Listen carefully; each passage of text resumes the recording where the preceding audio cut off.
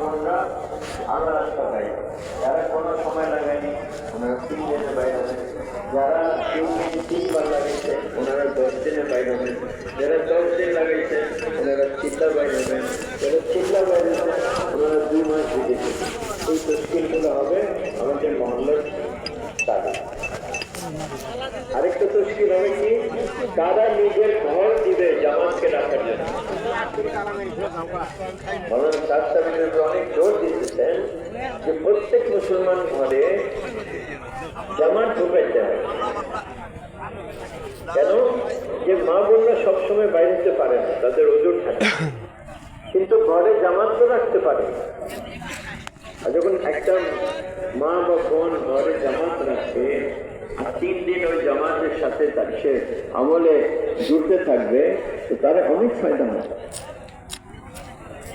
তারপরে সে নিজে আবার 3 দিনে বাইরে হবে। এই জন্য ভাইদের সঙ্গে বলবো, এই কয়েকটা তশকিলের সাথে যেন আমাদের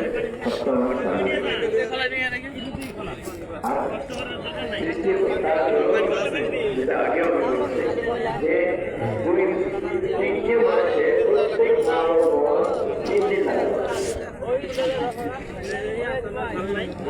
প্রত্যেক মাসে মা বোনরা 3 দিন।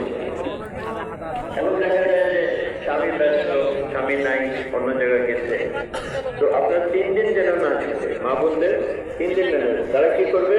ছেলেকে তৈরি করবে, ভাইকে তৈরি করবে, বাপকে তৈরি করবে, তাদের সাথে 3 দিন। এই 3টে কাজ যদি মা বোনরা করতে থাকে করবে এবং ওনারা আপনাদের কাজে সাহায্যকারী হবে। আপনার কাজটা আপনাকে পাঠাবে, আপনার বৃহস্পতিবার আপনার রেডি করে রাখবে, আপনার খানা ঠিক করে আমাদের সাহায্য করবে আমাদের কাজ করবো ইনশাআল্লাহ। মহল্লার মসজিদে আমাদের 2 জায়গায় পেয়ে মহল্লার মসজিদে 5 আমলের সাথে কাজ করা, আর ঘরে যেন আমার চিন্তা হয় এই যে মা বোনদের করবো। আরেকটা কাজ হলো, যখন আমি মহল্লায় আছি সেটা হলো আমার সব গুজারি। কারা কারা সব গুজারি করেন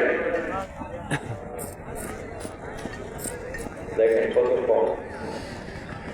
স্বপ্ন জারি সারা দুনিয়াতে তাবলীগওয়ালারা কি করে? 6 দিন মাসে থাকে, 1 লাখ দিনের। আমরা নিয়োগ করি 6 দিন বাসে থাকবো, 1 লাখ আল্লাহর ভাবে। এবং সবগুজারি মানে কি? রাত কাটানো,